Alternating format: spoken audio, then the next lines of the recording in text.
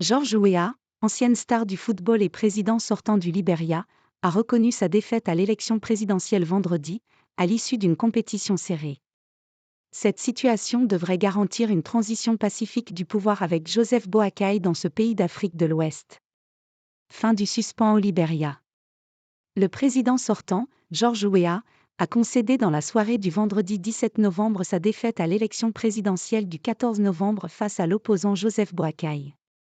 L'issue démocratique de ce scrutin rompt avec les coups d'État survenus ces derniers mois dans la région. Ce soir, le CDC, le parti de George Weah, a perdu l'élection mais le Libéria a gagné. C'est le temps de l'élégance dans la défaite, a déclaré George Weah, ancienne gloire du foot élu en 2017, dans un discours sur la radio publique. Les résultats annoncés ce soir, bien que non finaux, indiquent que Boakai a une avance que nous ne pouvons rattraper. J'ai parlé au président élu Joseph Boakai pour le féliciter pour sa victoire, a dit George Weah. Les résultats publiés vendredi par la commission électorale, après des votes dans plus de 99% des bureaux, donnaient 50,89% à Joseph Boakai, 78 ans, et 49,11% à George Weah. Joseph Boakai bénéficiait d'un peu plus de 28 000 voix d'avance après que quelques 1,6 million de bulletins ont été dépouillés. Environ 2,4 millions de Libériens étaient appelés aux urnes mardi et la participation a dépassé les 65% selon les chiffres publiés sur le site de la commission électorale. Un déroulement globalement pacifique. Au-delà du choix de la personne appelée à diriger ce pays en quête de stabilité après les années de guerre civile et d'épidémie d'Ebola, l'un des enjeux de l'élection était le déroulement pacifique et régulier de l'élection et l'acceptation des résultats, alors que la démocratie est malmenée par une succession de coups d'État en Afrique de l'Ouest.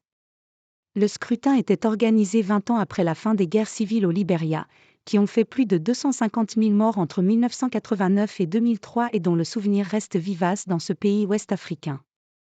Cette élection était la première organisée sans la présence de la mission des Nations Unies au Libéria créée en 2003, et partie en 2018, pour garantir la paix après les guerres civiles. Des affrontements pendant la campagne ont fait plusieurs morts. Des incidents ont été rapportés entre les deux tours, faisant craindre les lendemains de l'élection, surtout en cas d'issue serrée. De nombreux observateurs étrangers et libériens ont suivi l'élection.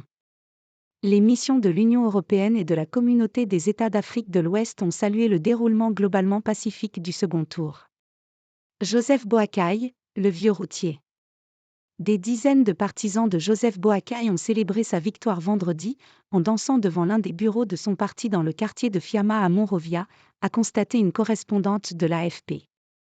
Vainqueur, Joseph Boakai prendra pour 6 ans la tête de ce pays anglophone d'environ 5 millions d'habitants, l'un des plus pauvres du monde.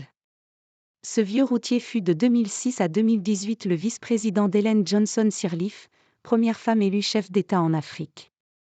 Il a occupé une multitude de postes au sein de l'État ou du secteur privé. Il s'est imposé malgré son âge face à un adversaire de 21 ans, son cadet, 57 ans, resté populaire parmi les jeunes, mais qui devait défendre un bilan critiqué. Joseph Boakai prend sa revanche contre celui qu'il avait largement battu au second tour en 2017 avec plus de 61% des voix, mais auquel ses détracteurs reprochent de ne pas avoir tenu ses promesses de combattre la pauvreté et la corruption. Avec AFP.